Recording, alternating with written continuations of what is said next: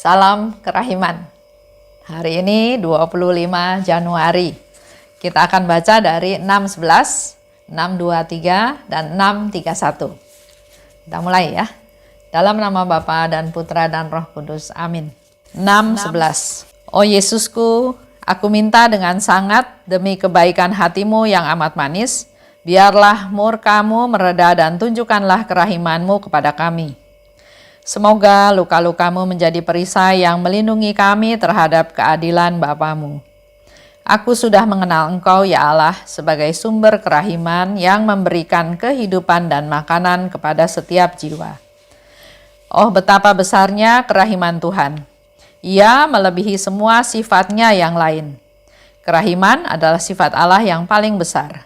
Segala sesuatu yang ada di sekelilingku berbicara mengenai hal ini kepadaku.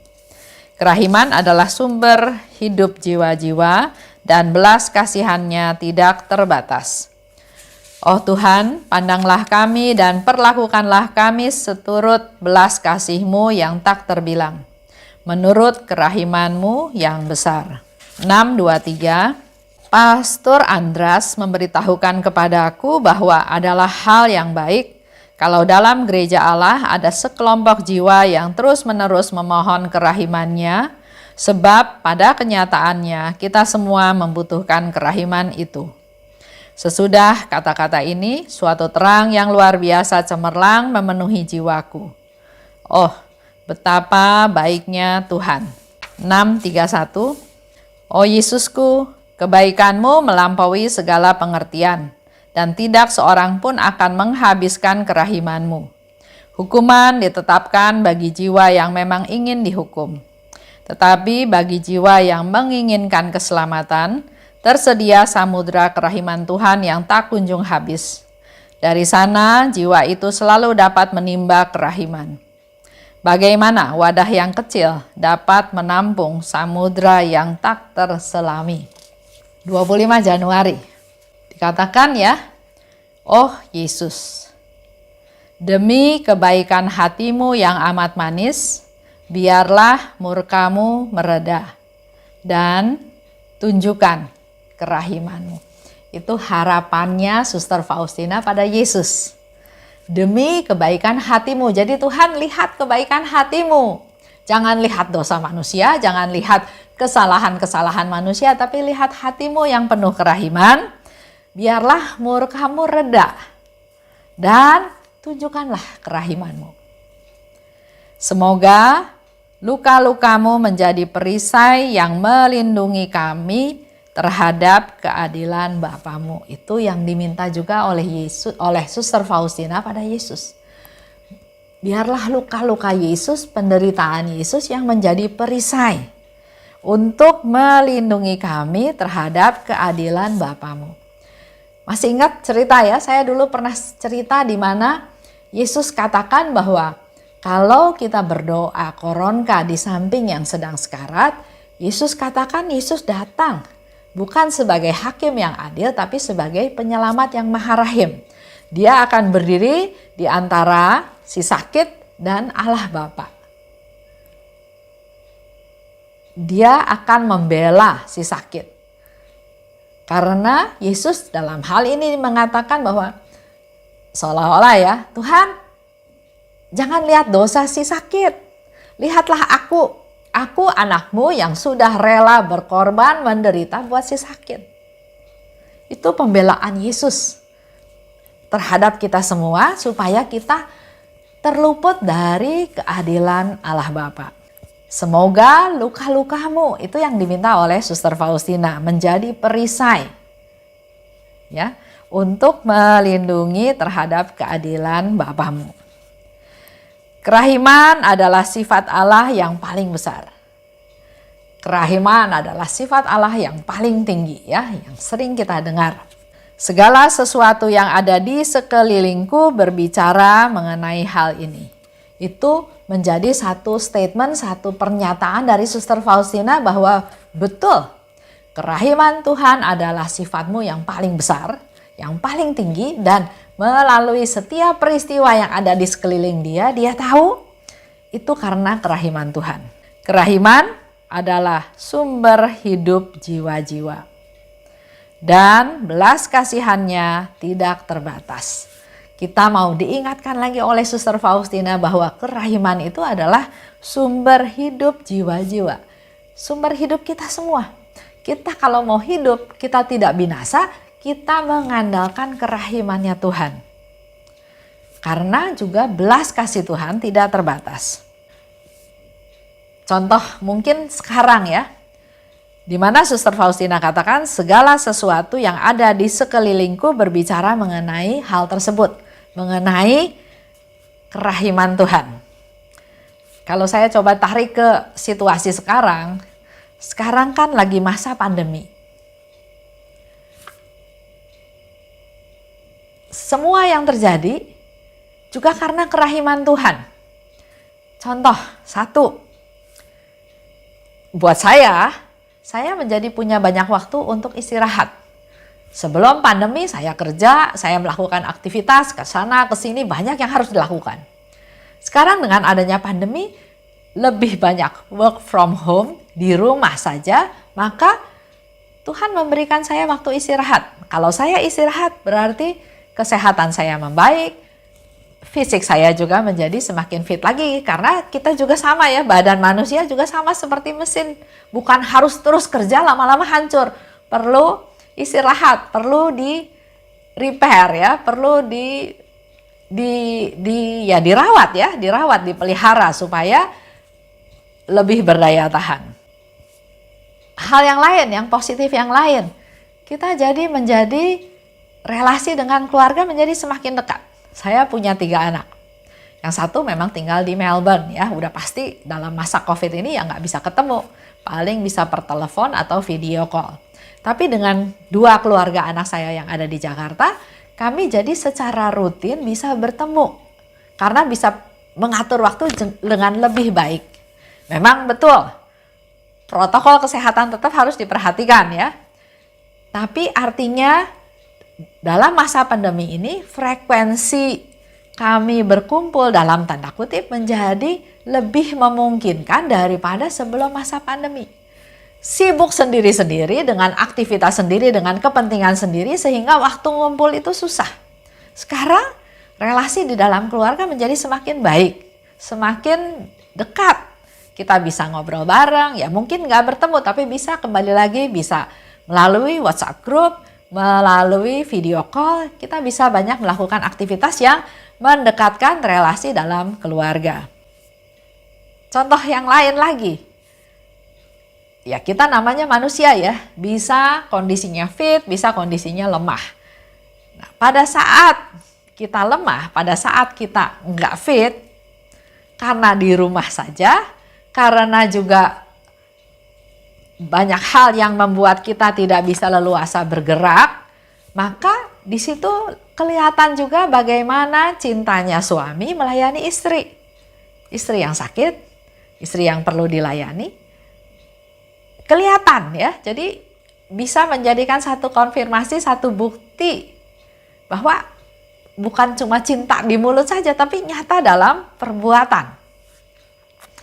Hal yang lain lagi, kita bisa diberi waktu, kesempatan untuk bisa memperbaiki keseluruhan daripada kondisi tubuh kita.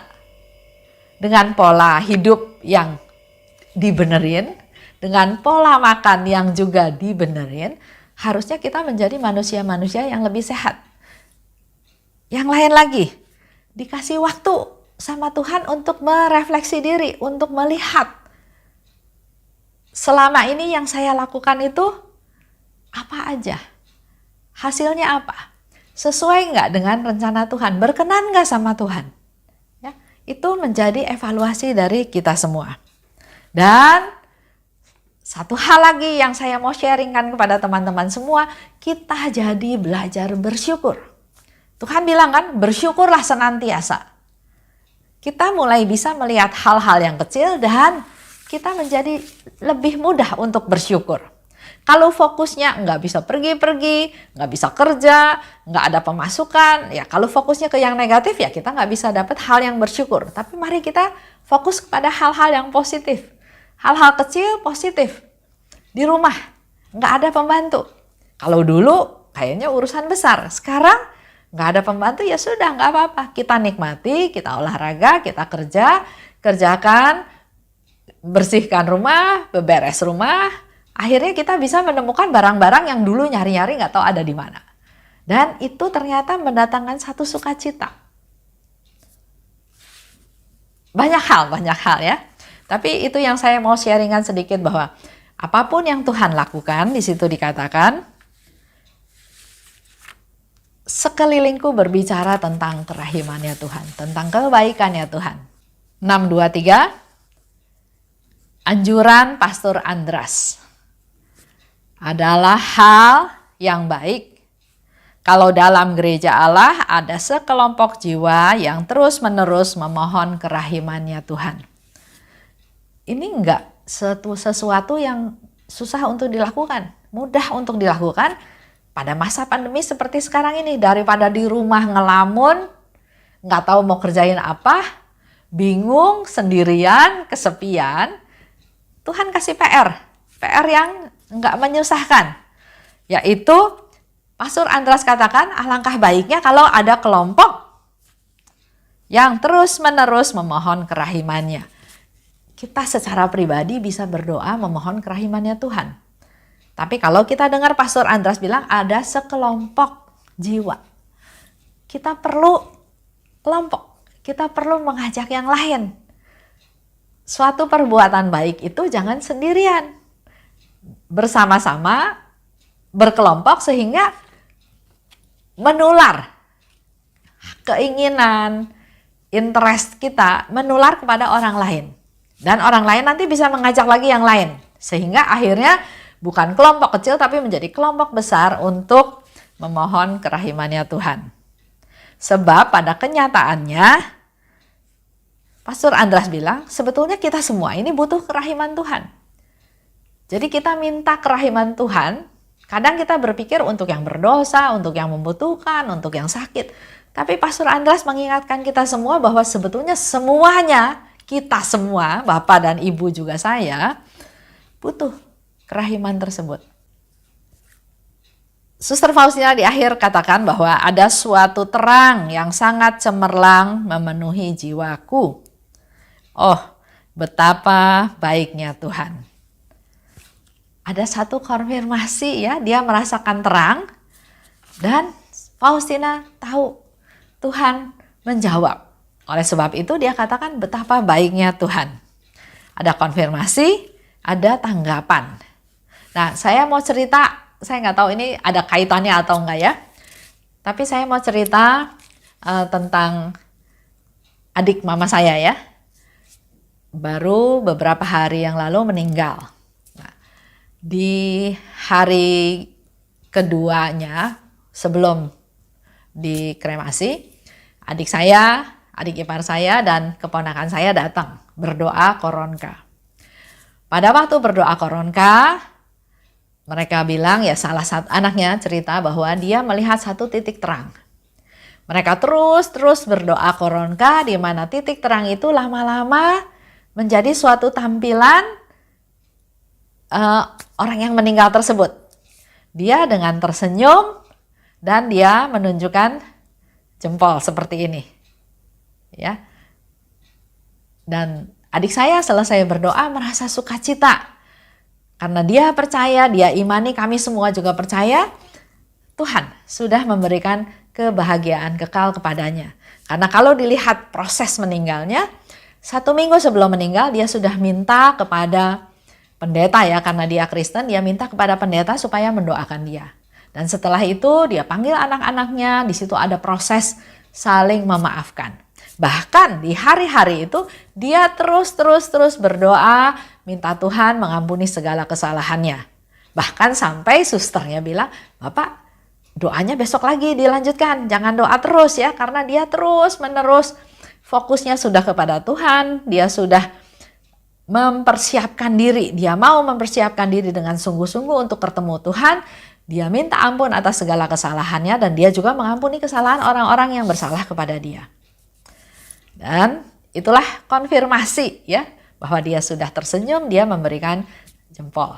Itu yang dilihat ya. Saya nggak punya kepekaan seperti itu. Tapi positifnya adalah kalau kita berdoa, kita melakukan apa yang Tuhan minta, Tuhan menjawab. Tuhan memberi tanggapan dengan berbagai cara. Yesus katakan, doakan doa koronka pada orang yang menjelang ajal atau yang meninggal, supaya aku datang sebagai penyelamat yang rahim. Lanjut di 6:31. Oh Yesusku, kebaikanmu melampaui segala pengertian, dan tak seorang pun akan menghabiskan kerahimanmu. Jangan pernah takut kerahiman itu habis. Kerahiman itu nggak bakal habis. Walaupun kita berikan, nggak pernah habis. Jadi jangan takut mewartakan, memberitakan, memberi kerahimannya Tuhan kepada orang-orang sekitar kita. Hukuman ditetapkan bagi jiwa yang memang ingin dihukum. Kita kan nggak mau dihukum ya. Tapi sering tanpa sadar kita melakukan sesuatu yang sebetulnya kita minta dihukum. Contoh yang gampang. Korupsi. Orang yang korupsi tahu nggak bahwa kalau ketahuan dia dihukum? Tahu. Tapi kenapa dia korupsi terus?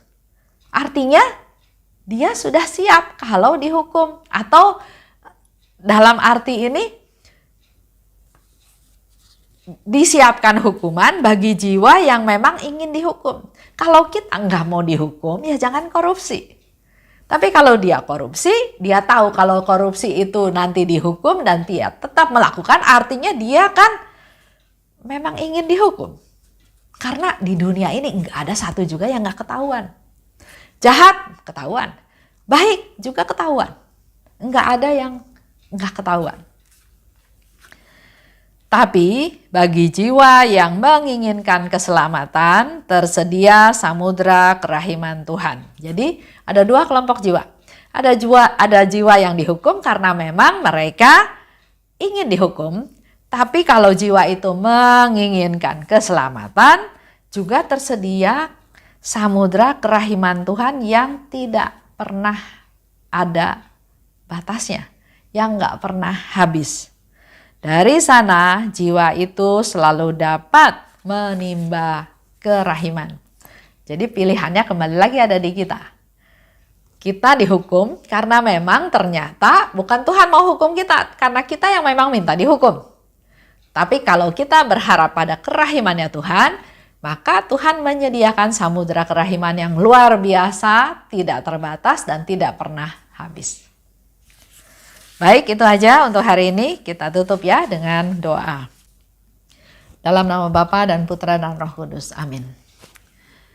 Allah Bapa yang baik, hari ini kembali kami diingatkan tentang sifat-Mu yang paling besar, yang paling tinggi, yaitu tentang kerahiman-Mu. Kami sudah menerima kerahiman-Mu Tuhan, kami sudah memperoleh pengampunan dosa daripada-Mu. Kami juga terus setiap hari mendapat rahmat-Mu, dipelihara oleh-Mu karena kerahiman-Mu. Oleh sebab itu, mampukan kami juga untuk mempraktekkan kerahiman-Mu, untuk memberitakan, untuk mewartakan, supaya semakin banyak orang merasakan kerahiman-Mu Tuhan. Urapi mereka-mereka yang sudah meninggal Tuhan, agar melalui doa-doa kami mereka memperoleh kehidupan kekal yang Kau sediakan untuk mereka. Dan bagi kami-kami di dunia ini yang masih berdosa, pertobatkanlah kami Tuhan, sadarkan kami Tuhan. Karena ada dua pilihan jalan. Apakah kami mau dihukum karena kami yang menghendaki untuk dihukum, atau kami memilih jalur jalan kerahiman-Mu karena ternyata kerahiman-Mu tidak terbatas. Kami bisa menimba kerahiman-Mu yang tanpa batas untuk menjadi modal hidup kami hari ini dan hari-hari yang akan datang. Terima kasih Bapa. Dalam nama Yesus kami berdoa dan bersyukur. Amin. Dalam nama Bapa dan Putra dan Roh Kudus. Amin. Salam kerahiman.